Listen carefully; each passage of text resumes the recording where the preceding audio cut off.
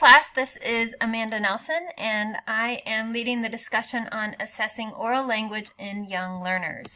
Let's begin by looking at some of the qualities of the young oral learner.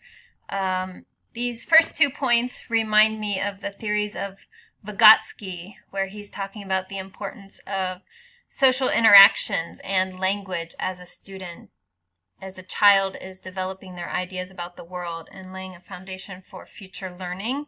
So as children speak, they're trying out their language hypothesis, they're receiving feedback, and then they're forming new hypotheses. And this is what they're doing as they're learning English, but it's important to remember they're still developing in their first language. So they're also doing this in their L1. Also, they're still developing quite rapidly, socially, cognitively, even physically. If you look at page 181, there is an interesting quote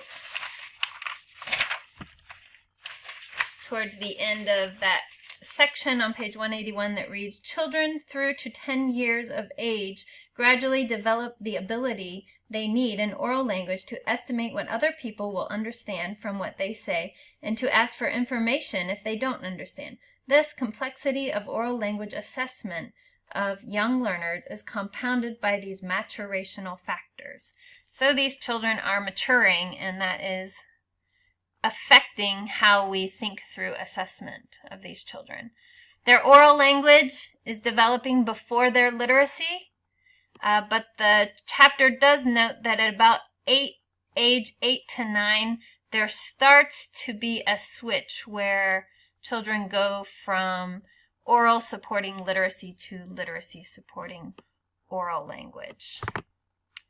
This next slide just looks at the mode continuum of language from face-to-face to non-interactive action language to reflective language, and you can have a look at that on page 178. Now to look a little bit more closely at what makes oral language unique and the nature of oral language. One is that it's transitory and it's processed in real time. Also that prosodics are available for enhancing meaning, so pauses, tone of voice, volume, can all enhance the meaning as we speak. The nature of oral language, the interlocutor, the person who is listening to us, the person we are engaging with in oral language, is very important, and especially when assessing young learners, the body language, the facial expressions, the responses that the interlocutor has towards the child may either result in encouraging language production or possibly inhibiting language production. So that's important to consider. Also, part of the nature of oral language is that it has idea units. We also often communicate in idea units, which are just chunks of language, not full sentences. So that's important. You probably cannot assess a child's grammar while they're in a free chatting conversation because you're just having chunks of language going back and forth. Also fillers, because oral language is happening in real time, we're going to pause, we're going to say we're going to make phrases that give us time to think about what we want to say. Also slips and errors.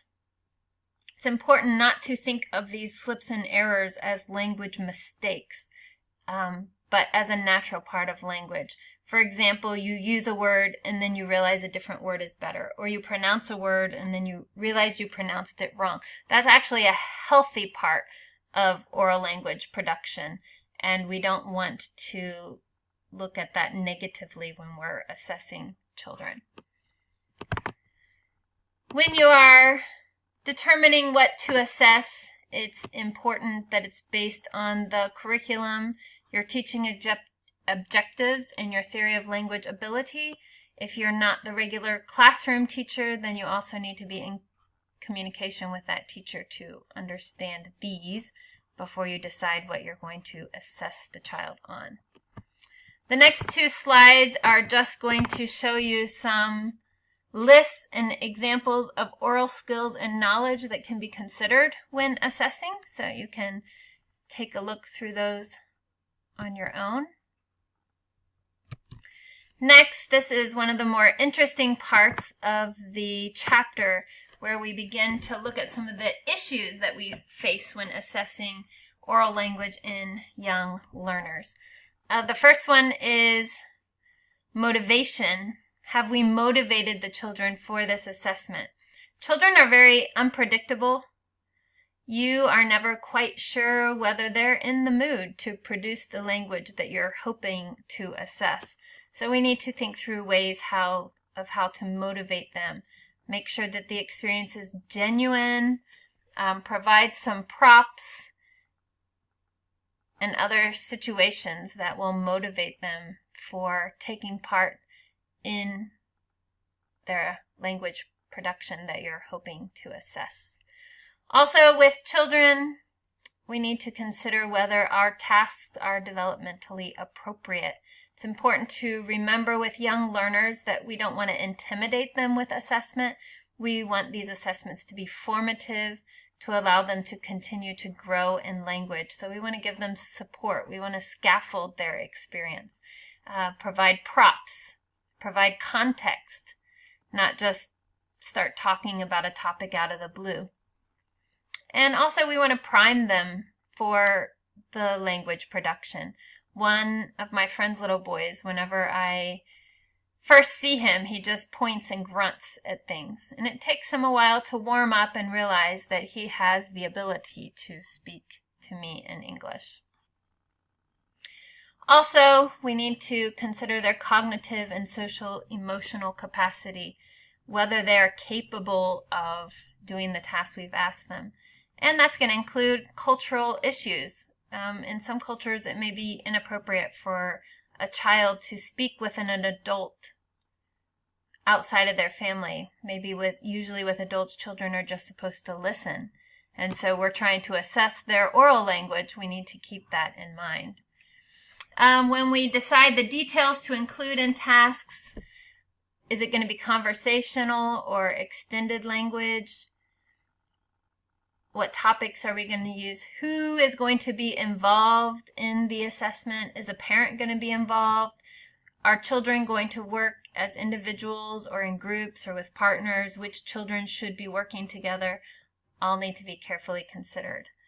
It's also important that we are intentional in our classrooms to provide lots of opportunities for oral production.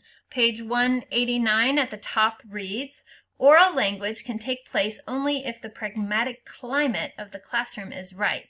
That is, if the classroom approach is one that encourages language use where children are using language creatively to exchange meanings for particular purposes."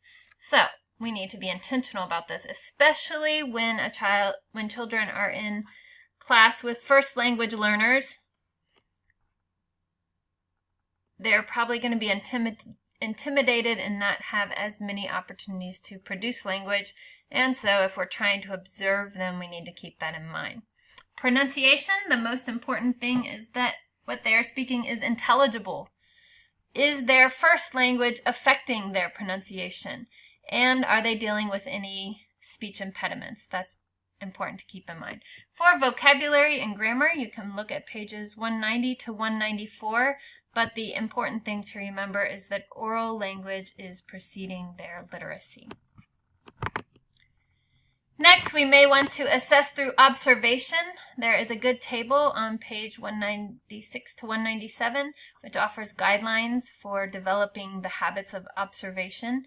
Also, we're hoping to provide a checklist in this post that you can consider trying to use. As for portfolios of oral recordings, the chapter says that they're time-consuming but valuable because they have to be analyzed and then stored as manuscripts. I suggest that maybe now technology is more modern than it was in 2006 when this text was written, and so it's probably less time-consuming than it used to be, and perhaps a very valuable way of collecting assessment. Now, for the last 3 slides, we're moving into some of the tasks. These are some of the speaking-only tasks that are mentioned. My favorite is storytelling, where you give the child a wordless book, and you're really seeing how cohesive their language is as they tell that story. You can give them pictures. That's going to help you to be able to focus in on a topic. You can choose a picture that includes the items of a topic that you're trying to assess. If you're wanting them to do some news telling, you're going to be able to see their ability to sequence and provide detail. You can also do categorization tasks and presentations. If they do presentations, make sure props are available. And then there are some other genres mentioned that you can check out there in the chapter. Also, some speaking and listening tasks. Question and answer. It's going to start out as vocabulary and production that's very formulaic, but we want to move them towards question and answers that are more communicative and maybe even content oriented. And it's helpful to add surprise.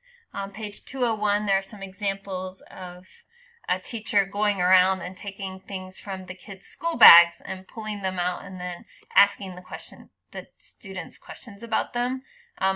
In that culture, it was appropriate. In America, it may or may not be appropriate. Also, you could have a toy box of items that children can answer questions about. A funny anecdote of the formulaic situation with question and answer is that they've often memorized ways to answer certain questions. So I often have the experience where I ask a child, "How old are you?" And their response is, "I'm fine, thank you. And you?" Also, oral interviews, they're not ideal, so we need to make sure we make the setting very familiar, give them lots of chances for fresh starts. Consider having an additional interviewer and go through the process of warming them up, checking their level, and then winding down. Also, mini dialogues and role plays, similar to question and answer, they're going to start out as sort of a rote experience, but we need to move them towards use through building in unpredictability, doing some slot and filler exercises where some information is missing and the child gets to choose that information and determine whether we're assessing for informal or formal situations. With role plays, you can really have a lot of fun with that, especially with young children in centers. If you provide them with the items that you're hoping that they'll talk about, you may be able to observe them just naturally role playing. And finally, our last page of task suggestions. One is these barrier tasks. That's where students are working together to give and receive instructions, so they cannot see all the information that the other child has. For example, one child is telling another child what to do on a map. Maybe one child is telling another child what to draw, but they don't see them drawing. Or they're telling each other what to build. Those are just some examples. Also, they can have partner and group discussions, but they need to be trained for this. It's going to take a bit of training to get them to a point of where they can take part in these discussions in a productive way. But you're going to be able to see through these discussions their ability to express opinion, to describe, to imagine, to encourage, to give feedback, to negotiate, and use language and teamwork. So these are very practical aspects and therefore very valid ways of assessing. And finally, there are other genres like getting information through interviews, casual conversation, and making plans. So these are basically what the article talks about when assessing young learners, and we can just go back and remember the special qualities of these children as we are assessing them. Thank you.